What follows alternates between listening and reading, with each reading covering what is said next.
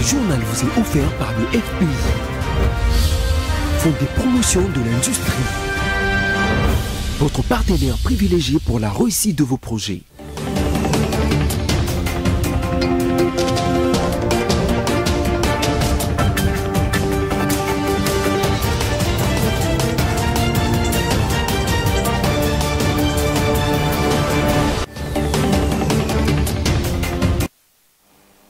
« 22e jour du 5e mois de l'année 2023. Mesdames et messieurs, bienvenue à ce nouveau numéro du journal dont voici le sommaire. C'est via un communiqué que la conférence épiscopale nationale du Congo, SENCO, a déploré les faits que le gouvernement provincial de Kinshasa a autorisé le week-end dernier les marches du parti au pouvoir et de l'opposition le même jour, pratiquement dans les mêmes heures. 19 éléments du groupe armé FPIC, Force patriotique et intégrationniste du Congo, ont été arrêtés et présentés à l'administrateur militaire du territoire d'Irumu. Nous sommes dans la province de l'Ituri. Encore une fois de plus, bienvenue à tous. Le 99e Conseil de ministres du gouvernement Sama s'est tenu le vendredi dernier sous la présidence du chef de l'État, Félix-Antoine Tshisekedi Tshilombo. À cette occasion, le vice-premier ministre, ministre de la Défense nationale, Jean-Pierre Bemba Gombo, a parlé de la situation sécuritaire qui demeure préoccupante, surtout à Massissi et Rutshuru. Les détails. Au cours de la 99e réunion du Conseil de ministres tenue le vendredi 19 mai 2023, le vice-premier ministre, ministre de la Défense nationale et ancien combattant Jean-Pierre Bemba est revenu sur la situation sécuritaire qui reste préoccupante principalement dans le territoire des Massissi et Rutshuru où les RDF et les M23 renforcent leurs effectifs en présence des forces de l'EAC. À l'ouest, la situation reste marquée par des incursions répétitives des assaillants Mobondo sur la route nationale numéro 1, tronçon routier compris entre la localité Menkao dans la commune de Maluku, ville de Kinshasa et le pont Kwango dans la province du Kwango. Le vice-premier ministre, ministre de la Défense nationale et ancien combattant, est aussi revenu sur quelques faits saillants ayant troublé la paix et la sécurité dans certaines provinces du pays. Le vice-premier ministre, ministre de la Défense nationale et ancien combattant Jean-Pierre Bemba a rassuré que dans toute la province, les forces de l'ordre et de la défense travaillent d'arrache-pied pour rétablir l'ordre et la paix. Marche de l'opposition organisée le samedi dernier à Kinshasa pour protester contre la fraude électorale, la vie chère et l'insécurité grandissante a été étouffée par les éléments de la police nationale congolaise et plusieurs dégâts en ont découlé. Retour en image avec Roger Matadi. Programmé initialement pour le 13 mai et puis repoussé à une semaine plus tard par la volonté de l'autorité urbaine, dans le but de protester contre la fraude électorale, en vue la vie chère et l'insécurité grandissante en RDC. Et cette marche de l'opposition a été brutalement étouffée par la police samedi 20 mai, déplorée par la population à divers endroits. Des dispositifs ont été pris par l'autorité provinciale après le refus de l'opposition d'emprunter l'itinéraire proposé par le gouverneur provincial. Comme il fallait s'y attendre, la police a fait usage des gaz lacrymogènes pour tenter de disperser le manifestant ayant opposé une résistance et qui ont utilisé des projectiles pour affronter les policiers. Malgré cette répression, l'opposition attend poursuivre son combat pour obtenir des élections transparentes, crédibles et inclusives. Il sied de noter que cette marche a occasionné plusieurs blessés et les arrestations du côté de l'opposition qui appelle à un sitting ce 25 mai devant la Commission électorale nationale indépendante, CENI. Et toujours dans le même contexte, de voix se lèvent au sujet de la répression de la marche organisée par les 4 leaders de l'opposition le week-end dernier, qui a fait plusieurs dégâts dans la ville province de Kinshasa. Et à cet effet, la rédaction de BCTV a joint au téléphone Emmanuel Kuyungana, analyste politique, qui a déploré le comportement des éléments de la police. On l'écoute. Par rapport à ce qui s'est passé samedi, personnellement, je déplore le fait que les organisateurs de la marche de l'opposition d'une frange puissent aller à l'encontre de ce qui a été décidé de commun accord avec l'autorité urbaine. Ils n'ont pas respecté l'itinéraire. Unilatéralement, sans autorisation de l'autorité urbaine. Donc en violation de ce qui a été décidé avec l'autorité urbaine. Alors par rapport à cela, c'était que normal que la police puisse les empêcher d'emprunter cet itinéraire pour permettre aux autres citoyens aussi de ne pas être lésés par rapport à cette marche-là. Il y a eu des bavures, quelques dérapages dans la façon de faire de notre police qui est aussi censée faire preuve d'un certain professionnalisme dans la façon d'encadrer les marches ou bien d'empêcher les citoyens, par exemple, dans le cas d'espèce, d'emprunter un itinéraire qui n'était pas prévu. On a vu, par exemple, des enfants qui ont été à qui on a réservé un traitement pas digne, et pour un enfant, ça va pas. Mais ça doit aussi interpeller plus d'une personne par le fait que dans certaines vidéos, on voit par exemple cet enfant-là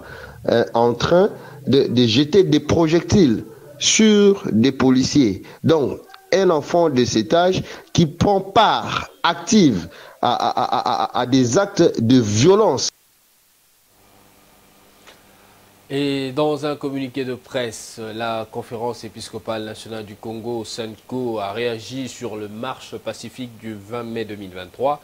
La SENCO, à travers sa commission Justice et Paix, a déploré des moniteurs a déployé des moniteurs pour suivre les marches pacifiques organisées samedi 20 mai courant dans la ville de Kinshasa par les formations politiques, aussi bien de la majorité au pouvoir que de l'opposition politique.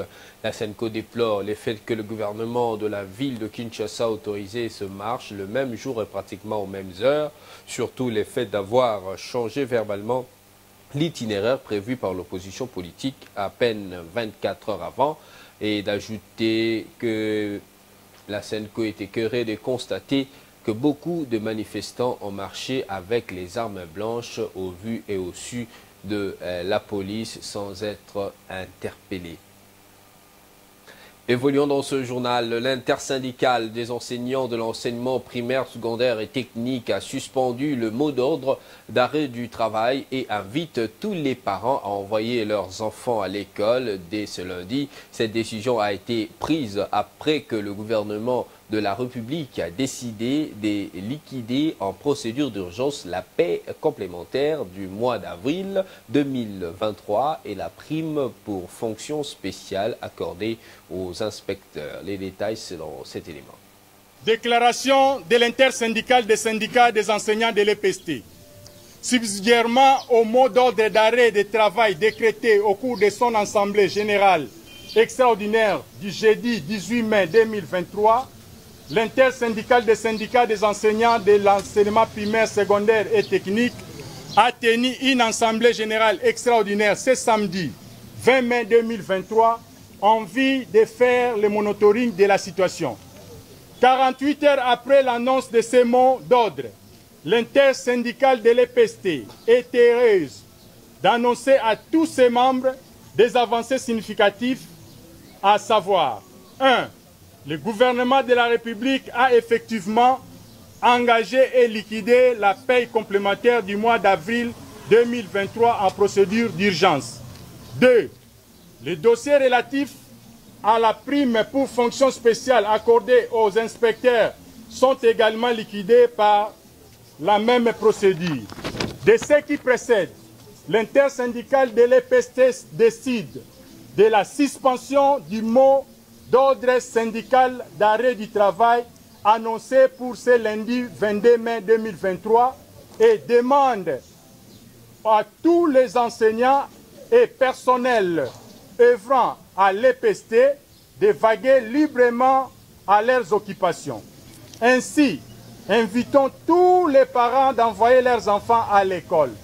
Par ailleurs, l'intersyndicale de l'EPST invite le gouvernement de la République d'activer les mécanismes de la paie effective des enseignants, des agents et cadres des services centraux dès ce lundi 22 mai 2023.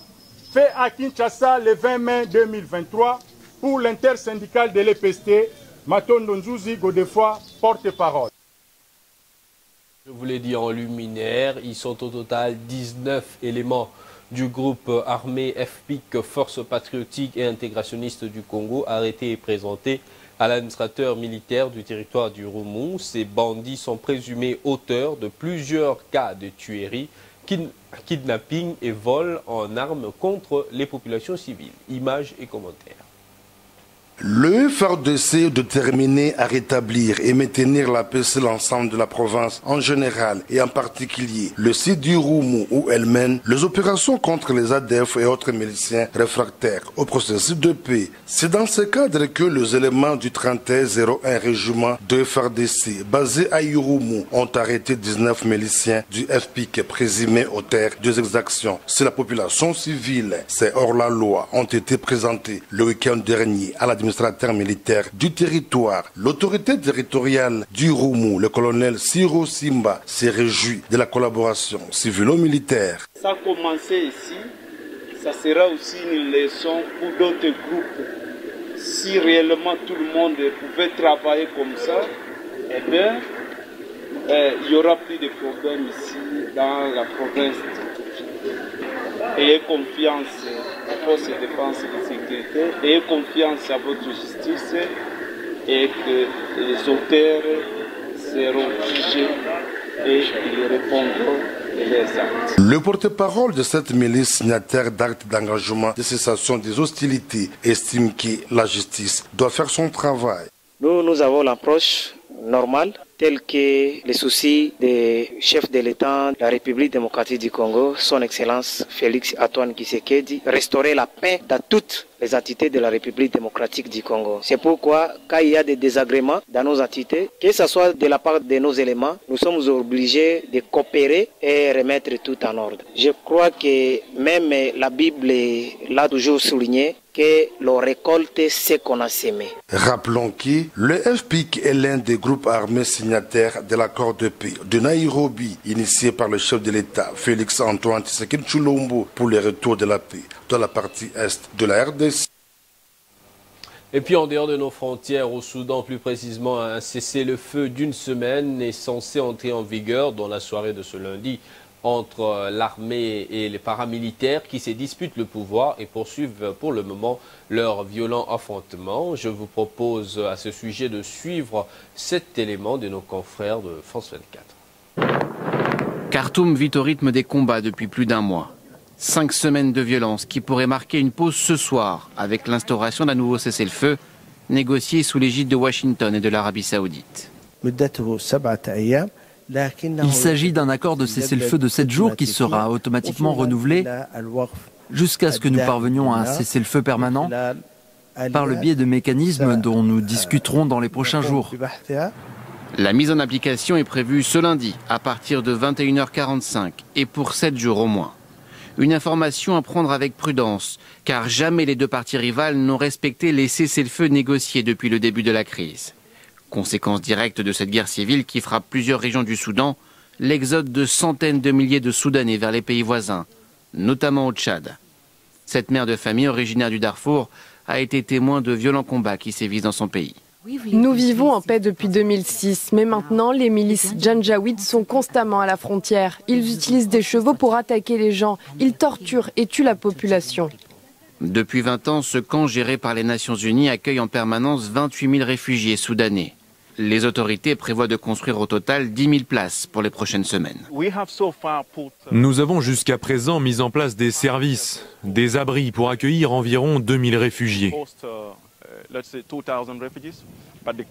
Leur construction est toujours en cours. Il y a aussi un accès à l'eau potable et à des sanitaires. Pour Mariam et ses 3 filles, l'arrivée dans ce camp leur permet de se retrouver en sécurité, loin des combats, même si elles espèrent pouvoir retrouver leur pays au plus vite.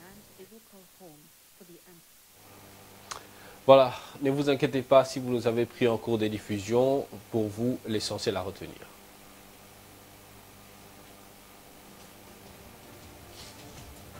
C'est via un communiqué que la conférence épiscopale nationale du Congo, SENCO, a déploré le fait que le gouvernement de la ville-province de Kinshasa ait autorisé le week-end dernier les marches du parti au pouvoir et de l'opposition le même jour et pratiquement dans les mêmes heures.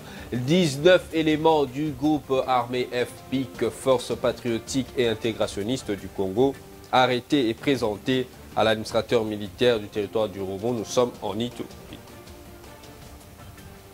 Mesdames, Messieurs, ce journal est complètement terminé. Merci de l'avoir suivi. Restez sur BCTV. Au revoir.